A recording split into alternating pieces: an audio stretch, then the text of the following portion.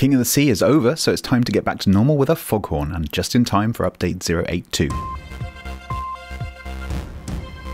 Well, King of the Sea 8 is over for the EU region, with CIS just beating EU 4-3 in the cross-server clash a few days ago. I had enormous fun casting the qualifiers, group stage and final stage with fellow CC Yusril. If you missed any of the matches, I'm slowly uploading each individual match to YouTube, so go and find my King of the Sea playlist. As well as congratulations to TWA for their EU victory, I'd like to make special mentions to Junk, Extreme and Axis, all of whom performed very well for relatively inexperienced teams. The tournament was somewhat different to previous seasons under the new carrier meta. We saw relatively few destroyers, most of them being gearings when we did see them. We also saw more Armouries than anything else, usually used in pairs for mutual AA support. The carriers certainly didn't make King of the Sea any less fun to watch, but I suspect Wargaming are looking very carefully at midway dive bombers, as they did seem a little bit strong, with no Hakuryus being used by any of the teams in the later stages of the EU tournament. On to our main topic today, update 082, which should arrive this week. Wednesday for CIS and NA, and Thursday for EU and C. Watch out for the Tuesday morning news post for confirmation.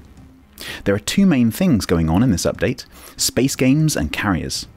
As far as I know, the British carrier lines are to be released as a normal researchable line in this update. Although the developer notes doesn't actually say this, I suspect the update news article will. If you've purchased any of the Royal Navy carriers via the Arsenal this last month, you should now be able to work your way up to the Tier 10 Audacious from there. If you've not played them, the British carriers are characterised by high health fast bombers with very short range torpedoes and carpet bombers instead of dive bombers. They're a lot of fun to play, so try them out. The other feature of this update is space games. In a development of last year's Space Battles event, this year we have 4 different game modes played on 4 new maps. Space Assault is a base defense mode where one team tries to attack a base and destroy some structures in the base, while the other team attempts to defend. The attacking team have an infinite respawn, whereas defending side can be permanently sunk, but heal damage over time. I tried this out on PTS and it was a lot of fun, and the visuals are really pretty too. Rings of Saturn is a modified epicenter mode, where the rings can be capped independently regardless of which ships are in which rings. I think perhaps Wargaming are trialling this as a potential change to the normal epicenter mode and the capping mechanic there. Although epicenter is a little unpopular, I think this change would do the mode some good. Binary Star sees teams start in each other's bases and immediately begin capping. Teams must keep resetting their home cap to prevent the enemy from winning. This is made more difficult as time goes on because the bases both shrink in size as the game progresses. The final mode, Torpedo Beat, is a special 5v5 all-destroyers mode where ships can only actively fire torpedoes, with main batteries behaving like secondaries. Ships are more manoeuvrable than normal, so the game mode should be quite fast-paced. 4 new maps, Rhesus, Ludus, Navis and Appulse, have been created for this event, and there will no doubt be related missions to complete during the space games. You'll be able to access space games as a separate game mode from random battles. Also, in Update 2, the Arsenal will be renamed to Armoury to reflect its increased stock and extended functionality. I'm not sure about the name, especially as they've spelled it wrong, but it certainly will have more stuff in it, so who cares. In this update, there will be a new temporary currency, Ironium, which you can use to buy permanent Tier 10 space camos and commanders. Camos for Pensacola, New Orleans, Baltimore, Buffalo, Galissonier, Algerie, Charles Martel and Saint Louis will be available as directive rewards. Starting in 082, each new game update will see a new camo added to the Armoury for copper or molybdenum, which will alternate each patch. This update starts with the Marlin camo for USS Black for molybdenum, 083's camo will therefore be for copper, and so on. The Armoury will also have ships available for doubloons starting in this update. This update brings a couple of changes to the carrier UI, with planes being grouped into attacking sets by little brackets so you can more easily see how many attack runs you have available and how many planes in each run. The other change is to the way that the deck readiness indicators, which are the little boxes to the right of the consumables strip, display. This is supposed to make it clearer, but I'll be totally honest and say that I just find it confusing. Here's what the dev notes say verbatim.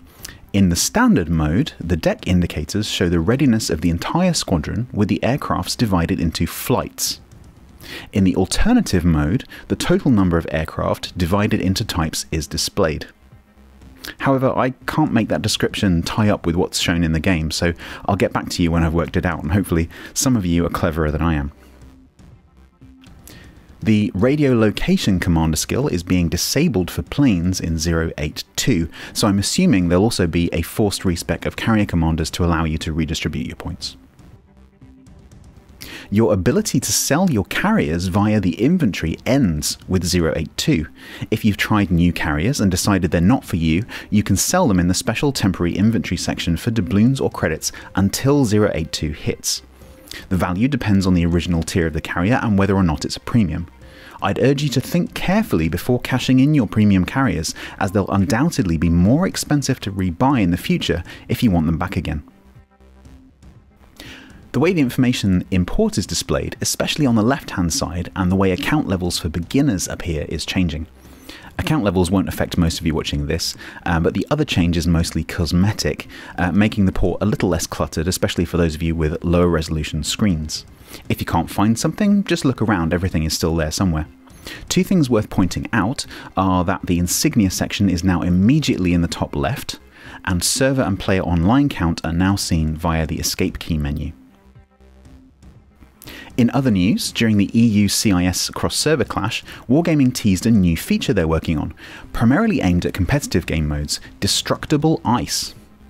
If implemented, these ice walls will block certain gaps between islands, and teams will be able to choose to knock them down with their weapons to open up channels and reveal enemies.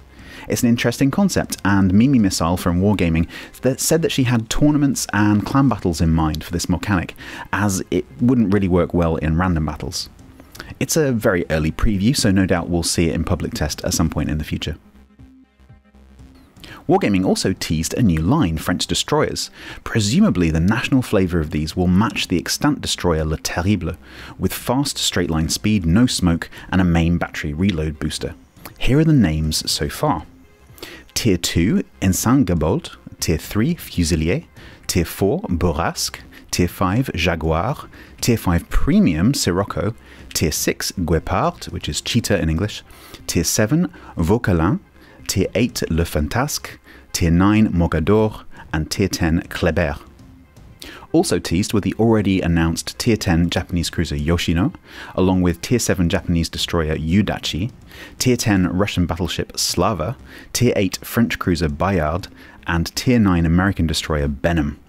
Watch out for me testing those on stream when I get them. That's all for Foghorn for now, and I'll be back next week.